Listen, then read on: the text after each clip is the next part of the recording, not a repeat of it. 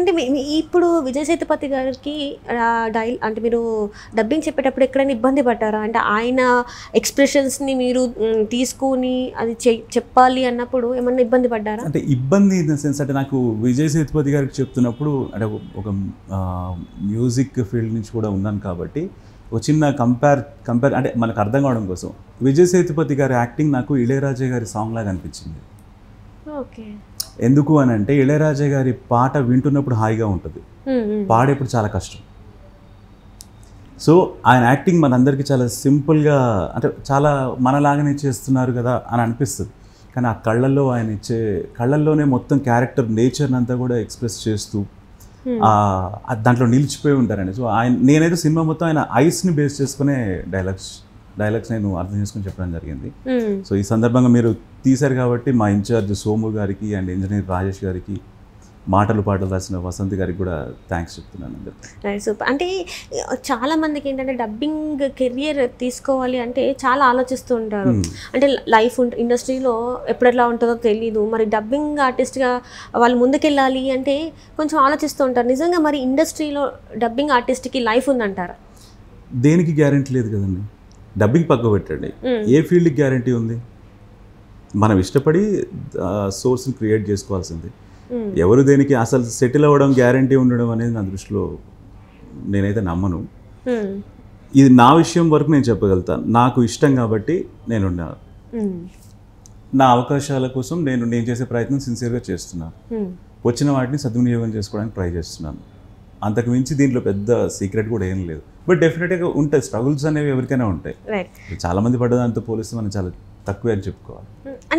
ఇప్పుడు మీ family background ఎలా ఉంటుంది? యాక్చువల్ మాది సూర్యాపేట, నల్గొండ, అంతకుముందు నల్గొండ జిల్లా, ఇప్పుడు సూర్యాపేట డిస్ట్రిక్ట్ అయింది. సో అక్కడ దానికి 13 కిలోమీటర్ల దూరంలో బండమీది చందుపట్ల అనేవి. ఓకే. సో మాది వ్యవసాయ ఆధారిత కుటుంబం. అక్కడ మాకు టెంపుల్ ఉంది, వెంకటేశ్వరికి నాన్న అక్కడ మేము టెంపుల్ చేసేవాళ్ళం. 400 years నుంచి మా వాళ్ళే చేస్తారు. యా, వంశపారంపర్యంగా వస్తున్న టెంపుల్. తర్వాత నేను స్టడీస్ కోసం ఇక్కడికి వచ్చినప్పుడు హైదరాబాద్ షిఫ్ట్ కావాల్సి వచ్చింది. సో ఒక బిలో మిడిల్ క్లాస్ ఫ్యామిలీ. మరి ఒప్పుకున్నారా ఇంట్లో ఈ కెరియర్ని నేను చూస్ చేసుకుంటున్నాను అని చెప్తే?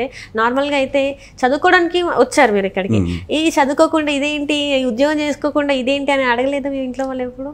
లేదండి, ఎందుకంటే యాక్చువల్గా నేను మా ఊర్లోనే గవర్నమెంట్ స్కూల్లోనే 10th క్లాస్ వరకు చదువుకున్నాను. సో అక్కడి నుంచి నాన్న ఏంటంటే చిన్నప్పటి నుంచి ఈ కల్చరల్ యాక్టివిటీస్లో ఎప్పుడూ ముందుండాలని. అంటే డాడీ చెప్పింది కూడా చిన్నప్పటి నుంచి ఏంటంటే గెలవడం ఓడడం ఇంపార్టెంట్ కాదు, ఫస్ట్ అసలు పార్టిసిపేట్ చేయాలి, అసలు ప్రయత్నం అనేది గెలుపని చిన్నప్పటి నుంచి నాన్న చెప్తుండేవాడు. గెలుస్తూ ఓడిపోతే పక్క పెట్టు, అసలు ట్రై చేయాలి కదా, ట్రై చేస్తేనే కదా తెలిసేది అసలు నీకు ఎంతవరకు వర్కౌట్ లేదో తెలిసేది. ముందే భయపడుకుంటూ కూర్చుంటే ఎక్కడ ఏం చేస్తాం అనేది చిన్నప్పటి నుంచి నాన్న వల్ల అది అలవాటైంది. ప్లస్ నాన్న కూడా ఒక ఆర్టిస్ట్, అంటే డ్రామాస్ అవి వేసేవాడు అక్కడ ఊళ్ళో అనమాట. ఆ జిల్లాలో కూడా కొంచెం తెలుసు నాన్న పేరు అదంతా కూడా. సో అట్లా నాన్న ఇచ్చిన ఎంకరేజ్మెంట్, ఇంట్లో అమ్మకు కూడా చాలా ఇష్టం, సినిమాలు అందరికీ చూడడం అలవాటు, రామారావు గారిది, చిరంజీవి గారి అందరిది ఫాలో అవ్వకుంటూ వచ్చారు కాబట్టి ఫస్ట్ డెఫినెట్గా కొంత ఎక్కడో వాళ్ళకు ఉండిందేమో, మీరు అడుగుతుంటే నాకు ఇప్పుడు అనిపిస్తుంది. బట్ నమ్మకమో ఏంటో తెలియదు, ఎప్పుడు కూడా నో అని చెప్పలేదు. ఇవాళ వాళ్ళు హ్యాపీ, సో ప్రాబ్లం ఏం లేదు. 1 year జాబ్ కూడా చేస్తున్నాను నేను, బట్ మనసు ఎక్కడో ఉంది, నేను చేస్తున్న పని ఎక్కడో ఉంది. మరి సినిమా ఇండస్ట్రీ అంటే ఇలా ఉంది, మరి సీరియల్కి వచ్చేసరికి ఎప్పుడు స్టార్ట్ అయింది ఏంటి? అంటే మీరు చెప్పారు అభిషేకం అని చెప్పారు, అభిషేకం తర్వాత లైక్ ఎక్కడెక్కడ కోయిలమ్మ, ఆ తర్వాత లైక్ కోయిలమ్మకి నాకు కోయిలమ్మ తర్వాత కంటిన్యూస్గా ప్రాజెక్ట్స్ అండి. ఇక దాని తర్వాత సావిత్రి అని, బంధం అని, నెంబర్ ఆఫ్, ఇక అది ఇట్స్ అ ఫ్లో. దానికి ఒకటంటూ ఏం చెప్పలేము, ఫ్లో. అన్ని సీరియల్స్ ఇప్పటి వరకు చెప్తూనే ఉన్నాం. ఇప్పుడు కూడా ఒక 10 సీరియల్స్ అట్లా 10+. ఒక డేలో ఎంత టైం కేటాయిస్తారు మీరు దీనికి మొత్తం, అంటే డబ్బింగ్ చెప్పడానికి? టోటల్ ఒక డేలోనా?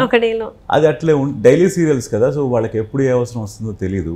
సో ఎప్పుడు మేము మార్నింగ్ 9 to ఈవినింగ్ 7 వరకు అయితే ఖచ్చితంగా అవైలబుల్ ఉంటారు. ఒకవేళ మీకు మరి ఏదైనా పర్సనల్ వర్క్స్ ఉంటే పరిస్థితి ఏంటి? కరోనాతో నేర్చుకుంది ఏంటంటే ఇంట్లో అందరూ స్టూడియోలు పెట్టుకున్నాం. ఇంకోటి టెక్నాలజీ పెరిగింది, మైక్స్ ఉన్నాయి. సో ప్యాక్ చేసుకుని వెళ్ళిపోవడం, ల్యాప్టాప్, మైక్, సౌండ్ కార్డ్, ఎక్కడికి వెళ్ళినా తీసుకెళ్ళిపోవచ్చు. అక్కడి నుంచి రికార్డ్ చేసి పంపించవచ్చు.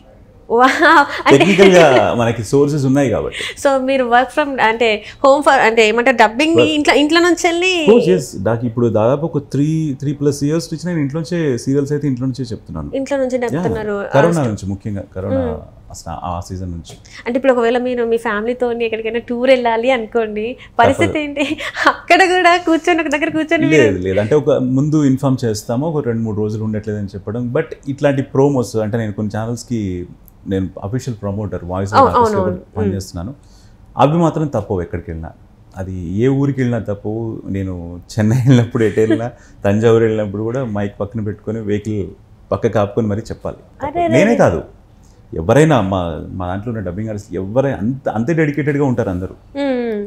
అది ఇష్టం కదండి. సో ఇష్టము అన్నీ బ్యాలెన్స్ చేయడానికి తీసుకోవాలి, సోర్సెస్ అనేవి మనమే క్రియేట్ చేసుకోవాలి. సో మీరు ఇప్పుడు చెప్పారు కదా, అది ఎలా చెప్తారు ఏంటని ఒకసారి మాకు చెప్తారు. ఏది ప్రోమోస్? ప్రోమోస్. ఓకే, సో మీరు ప్రోమోస్ అడుగుతున్నారు కాబట్టి నేను జీ తెలుగు ఛానల్కి వాయిస్ ఓవర్ ఆర్టిస్ట్ వర్క్ చేస్తున్నాను. సో ఆ ప్రోమోస్ ఎలా ఉంటే చెప్తాను ఒకటి. సో ఇది జగద్ధాత్రి అనే సీరియల్కి సంబంధించిన ప్రోమో అనమాట. డెడ్ బాడీతో మీనం వేస్తున్న ప్లాన్ని జేడీ కేడీలు ఛేదించగలరా? జగద్ధాత్రి మీ జీ తెలుగులో. సో ఇలా ఉంటుంది. ఇంకో సీరియల్కి సంబంధించి రఘురామ్ ముందు ప్రశాంత్ కుట్రని బయట పెట్టిన రామలక్ష్మి, పడమటి సంధ్యారాగం మీ జీ తెలుగులో. ఇట్లా వెళ్తున్నాను. ఓన్లీ జీ తెలుగుకి మాత్రమే మీరు ప్రోమోస్ చెప్తూ ఉంటారు? Yeah, G Telugu. సో అదే ఆ ఛానల్కి అఫీషియల్గా ప్రమోట్ చెప్తూ ఉంటాం. అంటే ఇక్కడ ఇదేమైనా అగ్రిమెంట్ బేస్ అట్లా ఉంటుందా సార్? అంటే మనం డెఫినెట్గా అగ్రిమెంట్ ఇన్ని ఇయర్స్ అని ఉంటుందా, లేకపోతే ఎలా?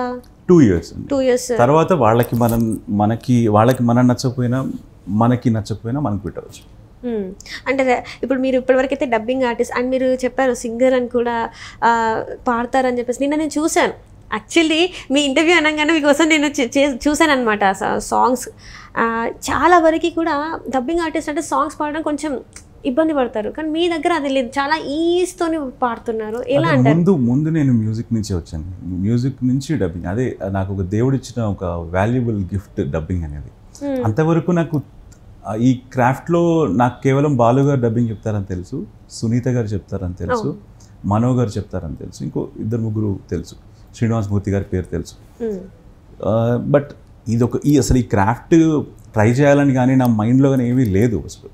సో అది సడన్గా వచ్చింది. బట్ ఇప్పుడు అది ఎంత విలువైందో, అసలు డబ్బింగ్ ఆర్టిస్ట్ అనేవాళ్ళు ఎంత గొప్పవాళ్ళు అనేది నేను దిగిన తర్వాత తెలిసింది. ఇప్పుడు నా కొలీగ్స్ అందరం చూస్తున్నప్పుడు కూడా అందరు కష్టపడతారు, చాలా మంది బాగా కష్టపడతారు.